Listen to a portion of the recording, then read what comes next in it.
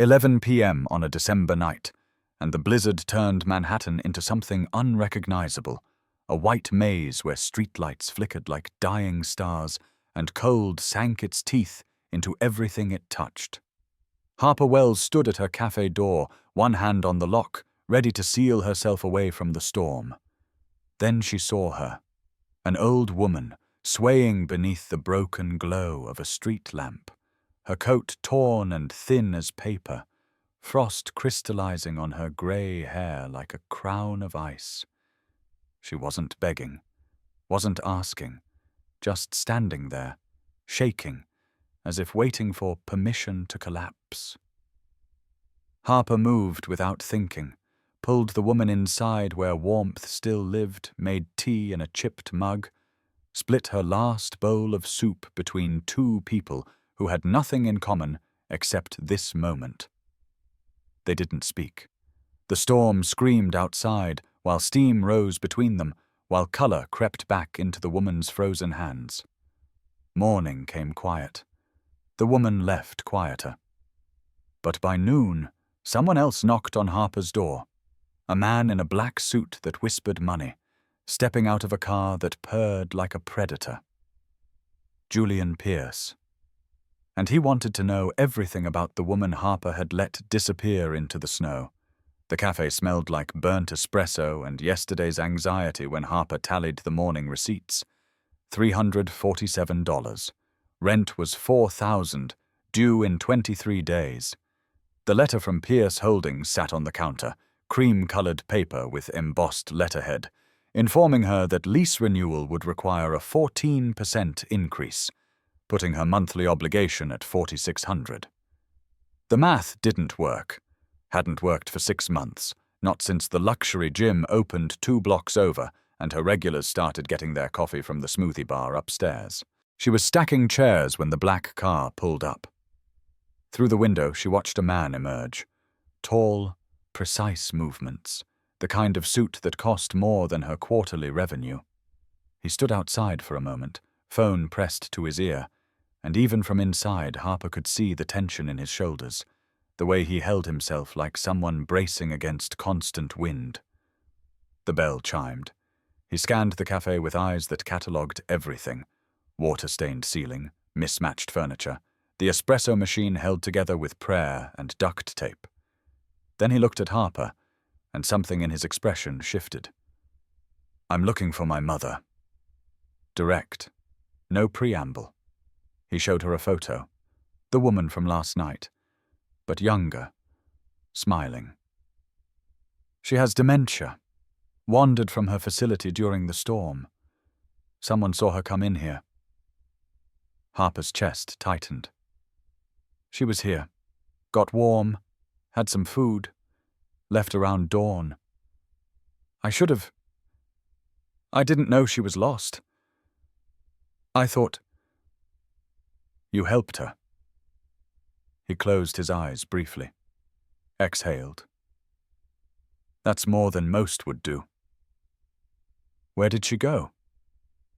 He pulled out his phone, tapped the screen. "Her tracker shows 3rd Avenue, heading east. Toward our old neighborhood." He pocketed the phone. "Thank you. For last night." He was turning to leave when Harper said, "Wait, I have security footage. Might show which way she went." Something in his face cracked open. Just for a second, vulnerability flickering through the controlled exterior. "Yes. Please." In the back office, they hunched over her laptop, watching grainy footage of the old woman leaving at dawn, pausing at the corner, looking up at something only she could see. His shoulder almost touched Harper's.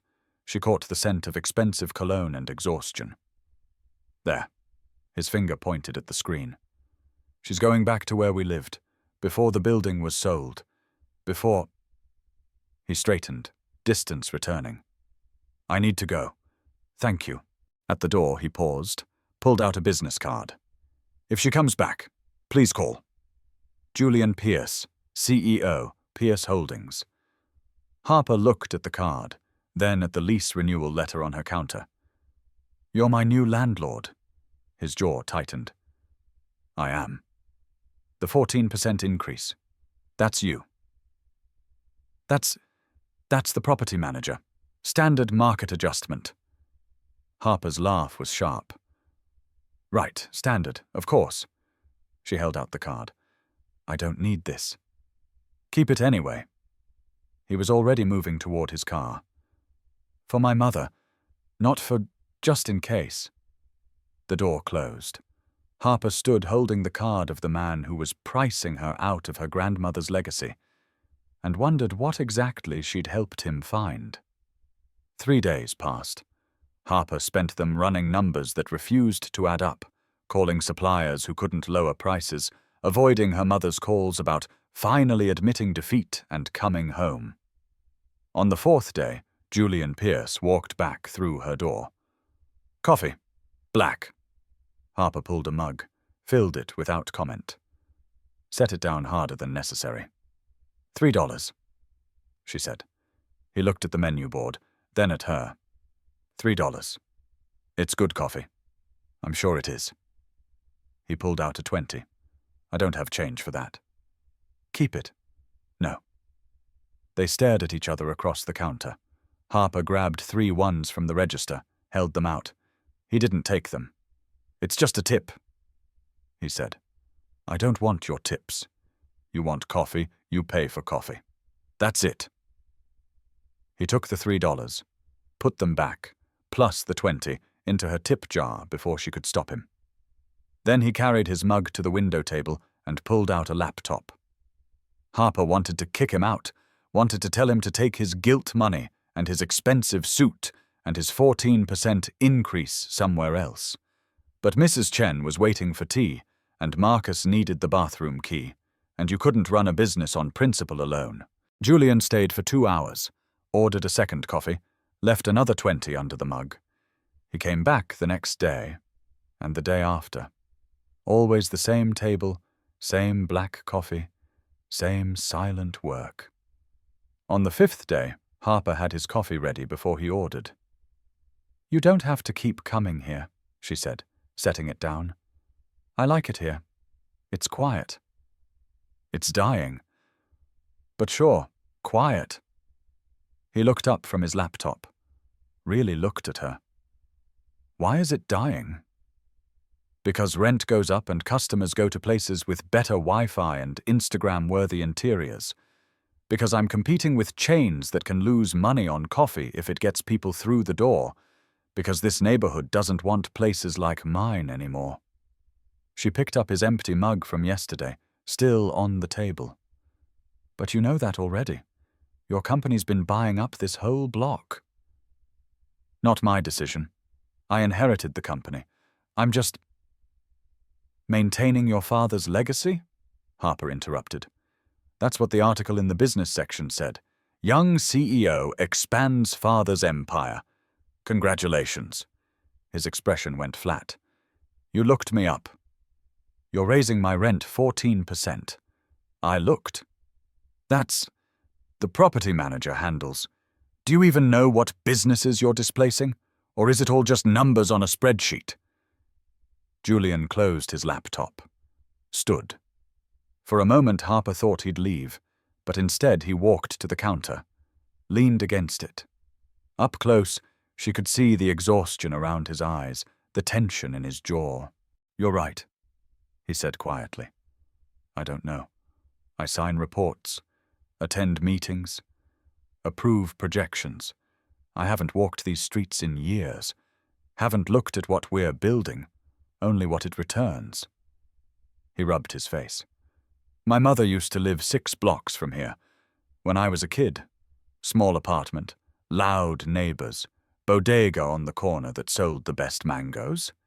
She loved it, knew everyone's names. Then my father made his first big acquisition, and we moved to the Upper East Side. She never stopped talking about this neighborhood, like she'd left home and never found it again. Harper didn't know what to say to that. Didn't know how to reconcile the man raising her rent with the son who'd spent a night searching for his lost mother. I found her, Julian added. That day. She was standing where our building used to be, telling strangers about the neighbors, the shops, the community.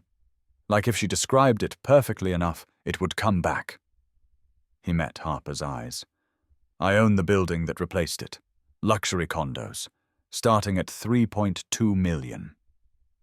The silence stretched between them. I should go, Julian said. But he came back the next day. 2 weeks into this strange routine, the espresso machine died. Harper was mid-rush, 7 customers waiting, orders backing up, when it made a grinding sound and went silent. She tried every trick she knew, unplugging it, checking the water line, whispering threats and prayers. Nothing. How much to replace it? Julian asked. He'd moved to the counter when the line formed, watching her work. More than I have. I'll figure it out. I could... No.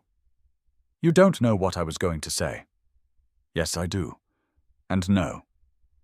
Marcus, overhearing, said, My uncle repairs them. Not fancy, but cheaper than new. Harper grabbed the phone number gratefully, called while Julian watched with an expression she couldn't read. The uncle could come Thursday. 3 days of no espresso drinks. She did the math in her head. Loss of 70% of sales. She couldn't afford it. Had to anyway. Julian left without finishing his coffee. Thursday morning, Harper was wiping tables when the bell chimed.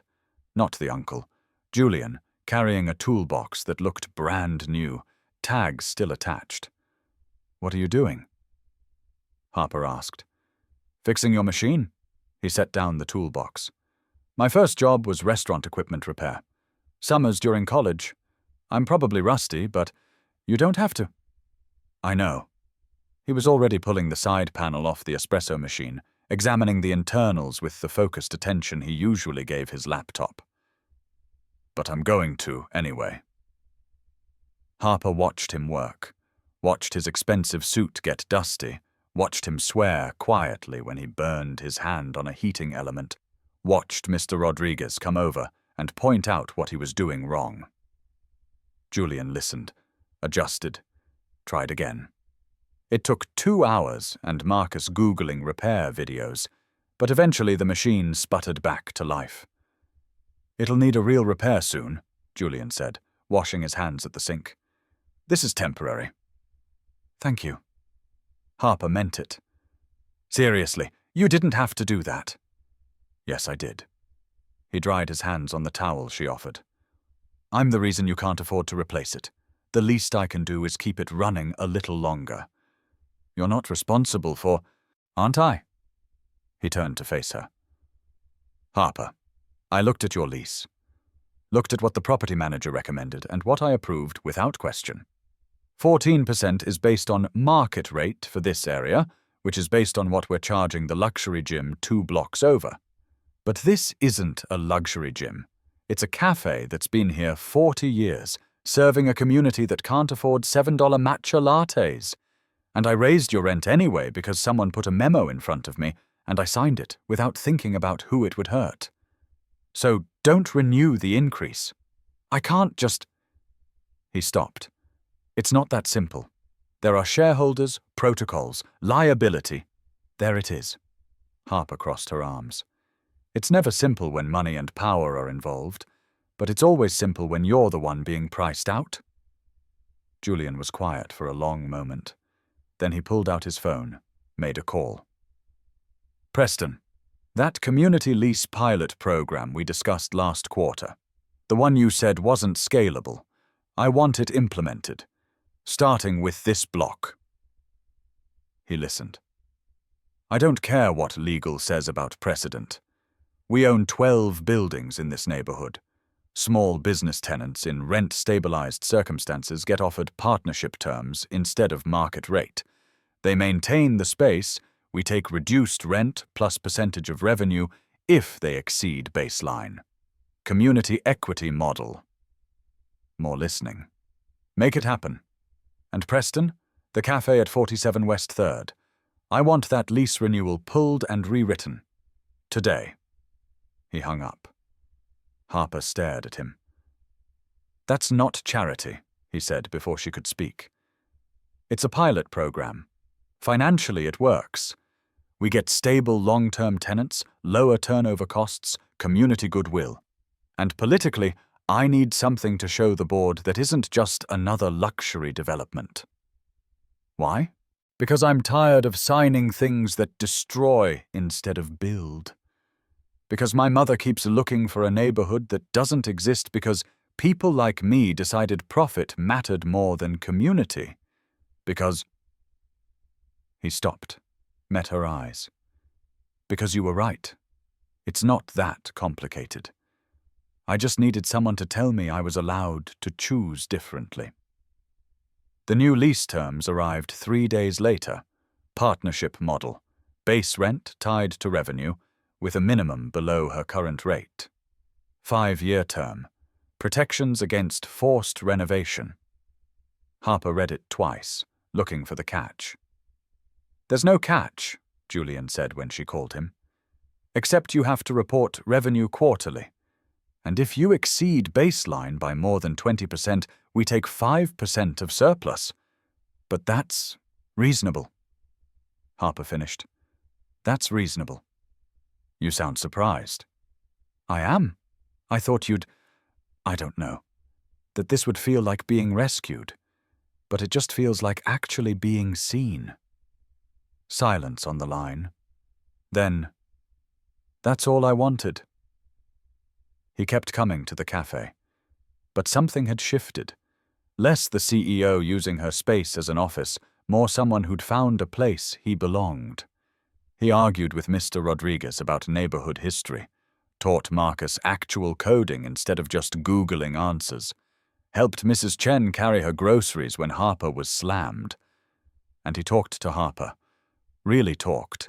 Not about business or leases or philosophy, but about the small things. How his mother had good days and bad days. How he'd started eating lunch with her twice a week instead of sending a caregiver. How the board had pushed back on the community lease program and he'd pushed harder. How he was learning that I can't usually meant I'm scared to try. Harper found herself watching for him in the afternoons, found herself making his coffee the way he liked it without being asked, found herself telling him things she hadn't told anyone. How she still missed her corporate salary, but not the person it made her. How running the cafe was harder than any job she'd had, but mattered more. How sometimes she wondered if choosing meaning over money was just another form of privilege. Maybe, Julian said. Or maybe it's the only choice that matters. They were closing up, Harper wiping tables, Julian doing his usual trick of finding tasks to delay leaving, when his phone rang. He glanced at the screen, tension flooding his shoulders. I have to take this. He stepped outside. Through the window, Harper watched him pace, watched his free hand rake through his hair, watched his whole body language scream stress. He was shouting now. She couldn't hear the words, but the anger was clear. He came back inside looking 10 years older. Everything okay? Harper asked. The Riverside deal. $200 million acquisition. 18 months of negotiation. The sellers are in Tokyo right now. Final signatures scheduled for tomorrow morning. He sat down heavily. They're refusing to wait. Either I fly out tonight or they walk. So, fly out. My mother had an episode this afternoon. She's stable now, but they want me to come to the facility. She's asking for me, which she never does anymore. He looked at Harper with something like desperation. What do I do? You already know. If I don't take this meeting, I lose the deal. The board will... This is exactly the kind of decision that gets CEOs replaced. And it's not just me. It's everyone at Pierce who worked on this. It's the careers riding on... Julian. Harper sat across from him. What would your mother want you to do? He closed his eyes. She'd want me to come. Then go. It's $200 million. And she's your mother. And she's asking for you. And if you don't go now, how many more times will she ask before she stops asking at all? His phone rang again. The board.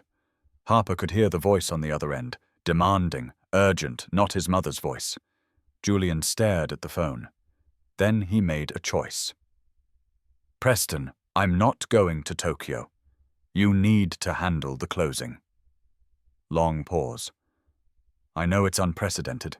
I know what it looks like. But my mother needs me, and that's not negotiable anymore. More arguing. If the board wants my resignation, they can have it, but tonight I'm choosing my mother. He hung up, sat in silence. Then he stood, grabbed his coat, and headed for the door.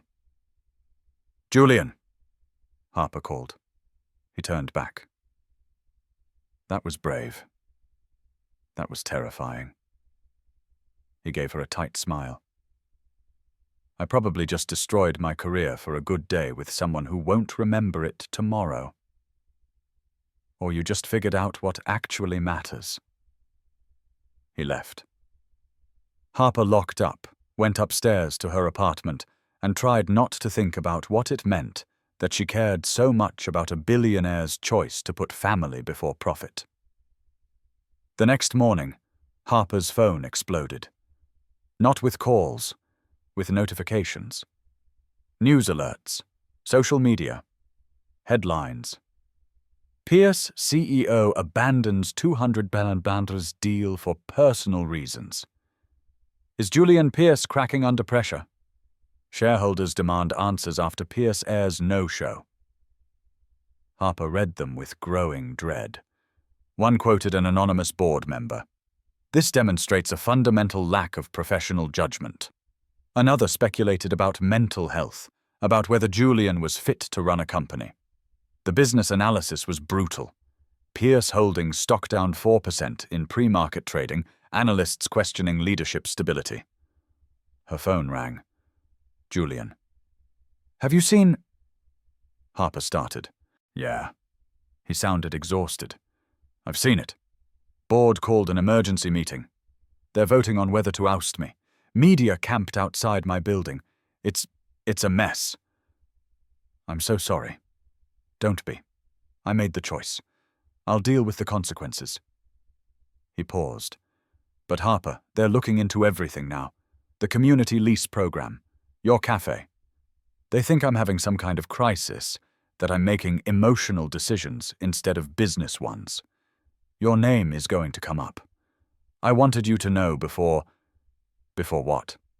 Before reporters start asking why the CEO of Pierce Holdings is spending his afternoons at a failing café in a neighborhood his company is gentrifying. Before they make it something it's not. What is it? Harper asked quietly. Long silence. I don't know. But it matters more than any deal I've ever closed. He hung up before she could respond. The reporter showed up at noon. Professional smile. Recording app already open. Ms. Wells, I'm doing a piece on Julian Pierce. Sources say he's been spending significant time here. Can you comment on your relationship? We don't have a relationship. He's a customer. A customer who restructured your lease terms personally. Who gave up a major business deal. Who made a business decision about community investment and a personal decision about his family. That's the story, not whatever angle you're trying to create. The reporter left unsatisfied. 2 more showed up over the next 3 days. Harper gave them nothing, but she watched the speculation build online. Was Julian having a breakdown? Was there a romantic involvement? Was this a calculated PR move to soften Pierce Holdings' predatory reputation? On the 4th day, Julian came back. He looked terrible, exhausted, his usual Polish gone, wearing jeans and a sweater that suggested he'd stopped caring what people thought.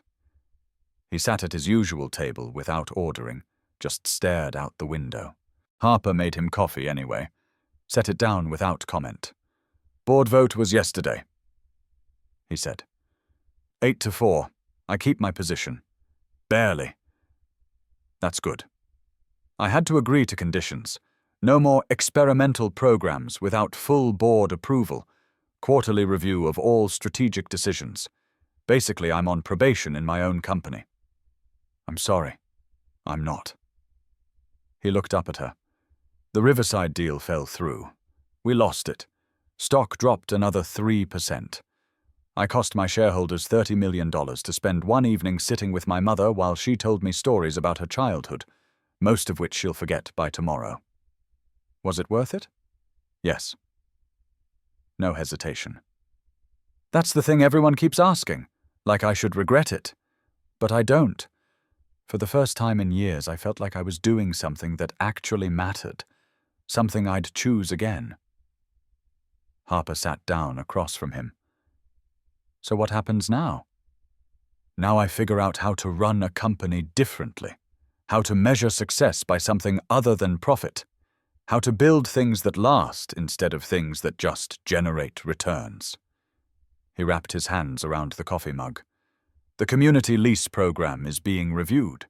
They might kill it, but some of the other property managers saw the numbers, saw that stable long-term tenants actually cost less than constant turnover. It might survive even if I don't. You're not going anywhere. Maybe, maybe not. But I'm done pretending that what I was doing before was working. Done choosing easy over right. He met her eyes. Done hiding from what I want because it doesn't fit in a strategic plan. What do you want? This. Afternoons here. Conversations that matter more than meetings. Learning how to fix espresso machines instead of just signing checks for new ones. He paused. You. I want to figure out what this is with you, without it being about landlord and tenant or rich guy saving struggling business. Just us, if there is an us. Harper's pulse kicked up. That's terrifying. I know. I don't know how to do this. How to let someone in without losing myself. How to accept help without it becoming dependence. We'll figure it out. He reached across the table, careful, asking permission. Harper took his hand. Together, probably making mistakes, definitely arguing about whether my help is actually helpful, but together. The bell chimed. Mrs. Chen, come for her afternoon tea. She took one look at their joined hands and smiled so wide Harper had to look away. About time, she said in Mandarin, like Harper couldn't understand. He's been in love with you for months. Very patient boy. Julian, who apparently understood more Mandarin than Harper realized, went red. Mrs. Chen. What is true? I have eyes. She patted his shoulder as she passed. You did good thing. Choosing mother over money. That's how I know you're good for her.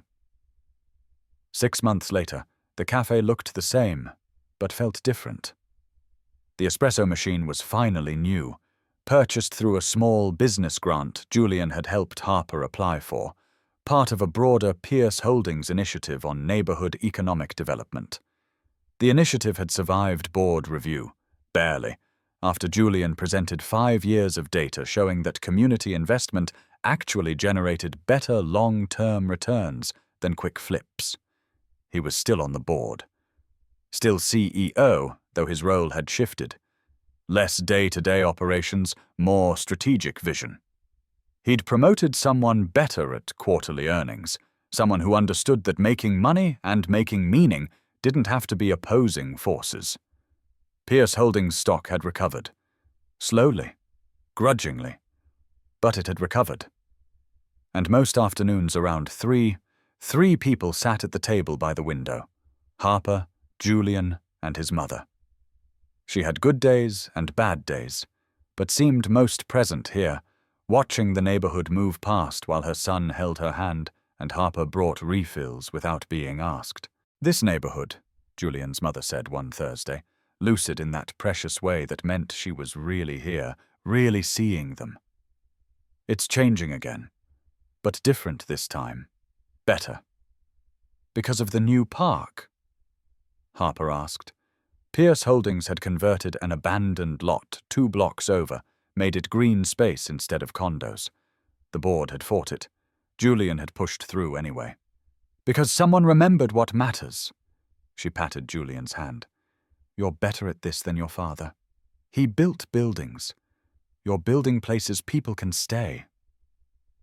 Harper watched Julian's face, saw the emotion he didn't try to hide anymore. 6 months ago, he would have masked it, controlled it, presented the polished exterior of someone who had everything together. Now he just let his mother see him, grateful and sad and trying to be better than what he'd inherited. "I had good teachers," he said quietly, glancing at Harper. Outside, early snow started falling. Not a blizzard this time, just gentle flurries that made the city look soft. Harper thought about that night almost a year ago, about the choice she'd made to open her door instead of locking it, about how one small decision could unravel and rebuild everything. "Same time tomorrow?" Julian asked as they were closing, and Harper nodded, knowing that tomorrow and the day after and the day after that, they'd keep showing up, keep choosing each other and this community, and the belief that maybe, just maybe, what mattered most was showing up for the people who needed you to stay.